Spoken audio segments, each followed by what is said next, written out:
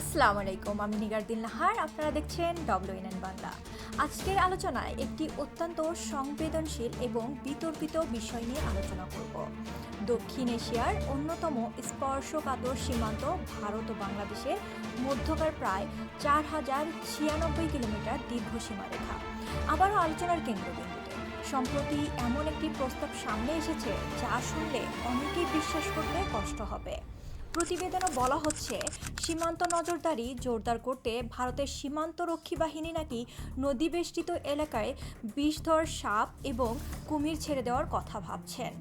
এই প্রস্তাবটি শুধু অস্বাভাবিকই নয়, বরং মানবিক দৃষ্টিকোণ থেকে গভীর উদ্বেগজনক। জানা গিয়েছে, এর দীর্ঘ সীমান্তের প্রায় 850 কিলোমিটার এখনও সম্পূর্ণ বেড়াবিহীন এবং প্রায় 175 কিলোমিটার এলাকা ভৌগোলিক কারণে, যেমন জলাভূমি বা বন্যপ্রবণ অঞ্চল, কোনো স্থায়ী অবকাঠামো নির্মাণের জন্য উপযুক্ত নয়। কিন্তু প্রশ্ন হচ্ছে, এই সীমাবদ্ধতাগুলো কি এমন একটি পদক্ষেপের যুক্তি হতে পারে যা সরাসরি মানুষের জীবনকে ঝুঁকির মুখে ঠেলে দেয়?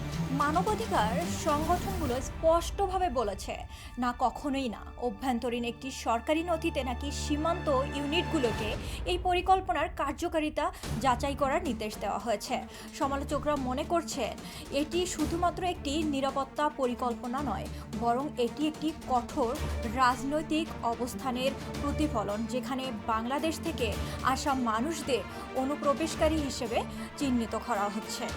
এই প্রেক্ষাপটে পরিস্থিতি আরও জটিল হয়ে ওঠে যখন জানা যায় অনেক মানুষকে ইতিমধ্যে আটক, জোরপূর্বক ফেরত পাঠানো বা সীমান্তবর্তী এলাকায় ফেলে রাখা হয়েছে যথাযথ আইনি প্রক্রিয়া ছাড়াই। এখন যদি সত্যি সাপ ও কুমিরের মতো প্রাণঘাতী প্রাণী সীমান্ত এলাকায় ছেড়ে দেওয়া হয়, তাহলে তা কেবল সীমান্ত অতিক্রমকারীদের জন্য নয়, স্থানীয় বাসিন্দাদের জন্য এক ভয়াবহ হুমকি হয়ে দাঁড়াবে। পরিসংখ্যান বলছে, ভারতে প্রতি বছর হাজার হাজার মানুষ বিষধর প্রাণীর কামড়ে প্রাণ হারায়। বিশেষ করে পশ্চিমবঙ্গে সাপের কামড়ের ঘটনা উদ্বেগজনকভাবে বেশি।